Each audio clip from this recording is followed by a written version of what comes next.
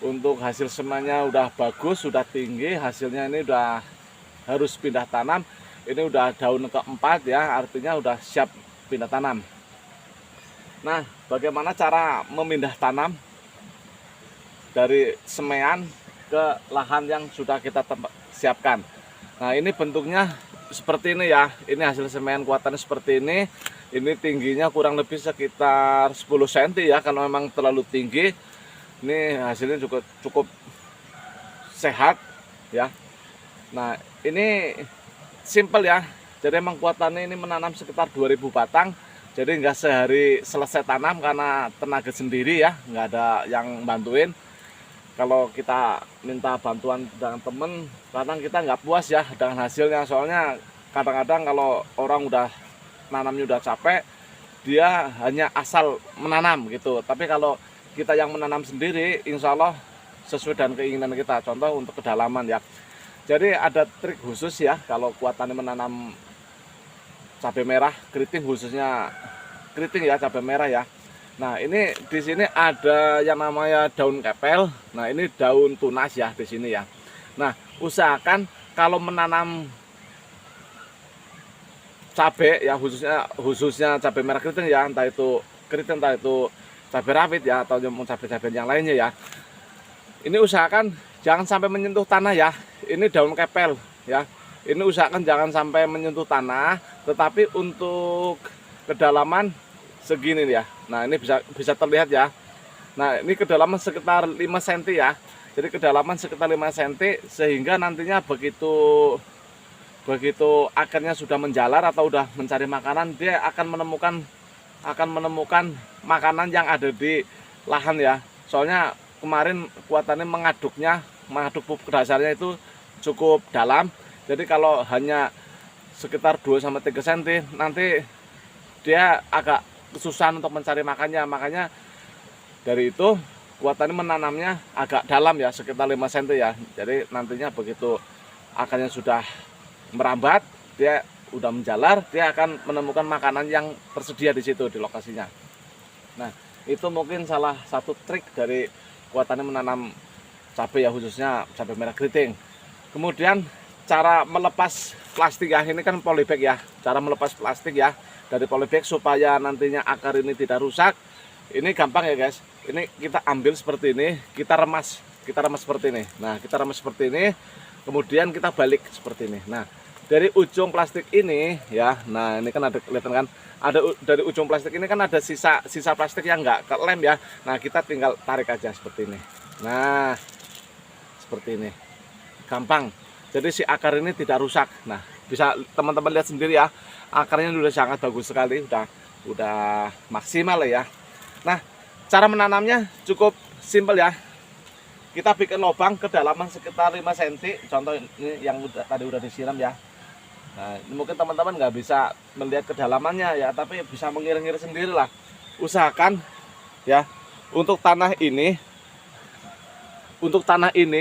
harus kependam semua. Artinya hampir menyentuh daun kepel, tetapi tidak boleh menyentuh daun kepel ya. Jadi kedalaman ini 5 cm, berarti dari batang sini ini tanah ini harus kependam ya. Nah, seperti ini.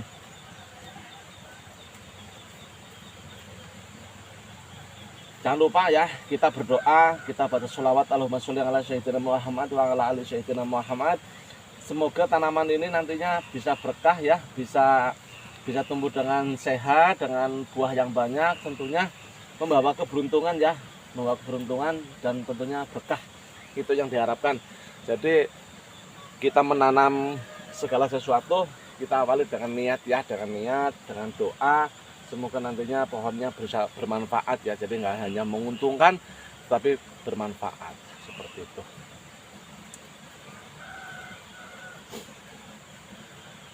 Nah, ini kuatannya ya akan menjelaskan apa yang ada di dalam badangan ini ya. Kemarin sudah dari awal kita buka lahan ya, cara mengolah lahan, cara membuka lahan, cara mengolah lahan, terus cara memupuk dasar, kemudian cara memupuk kohe ya, cara pemasangan mulsa kemarin juga kuatannya sudah didokumentasikan, ada di semuanya.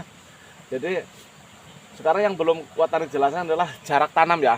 Jadi bagi teman-teman yang baru bergabung ya, jadi jarak tanam antara pohon satu ke pohon yang lain, golongan lubang satu dan lubang yang satunya lagi, itu kuatannya kurang lebih sekitar 50 cm ya. Kok kenapa nggak dibuat 60 cm ya? Kebetulan di sini kuatannya beli mulsa yang sudah ada ukurannya. Ukurannya itu 1 sampai 50 cm ya, artinya setengah meter. Nah, kalau kita akan menambah 10 cm lagi, nanti kuatannya akan kebingungan sendiri karena nggak ada angkanya ya. Kalau ini mulsa ini kan sudah ada angkanya, sudah ada ukurannya, jadi 50 jadi itu lebih gampang. Nah, untuk merek mulsa yang kuatannya pakai ini emang kualitasnya agak kurang bagus ya. Jadi dari topi gunung ya, itu kualitasnya plastiknya emang agak sedikit tipis, beda dengan plastik yang sebelumnya kuatannya itu yang gunakan itu dari Cabel.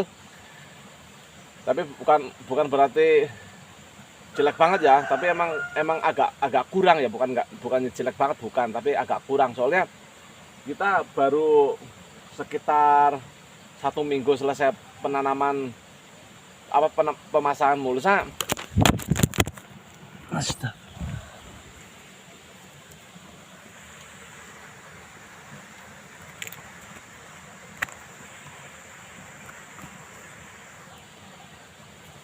Baru memasang mulsa ya.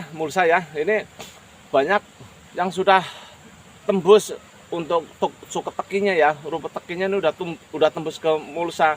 Artinya emang kualitasnya mulsanya agak kurang ya. Terus di sisi lain untuk peraknya ini juga kurang mengkilap gitu.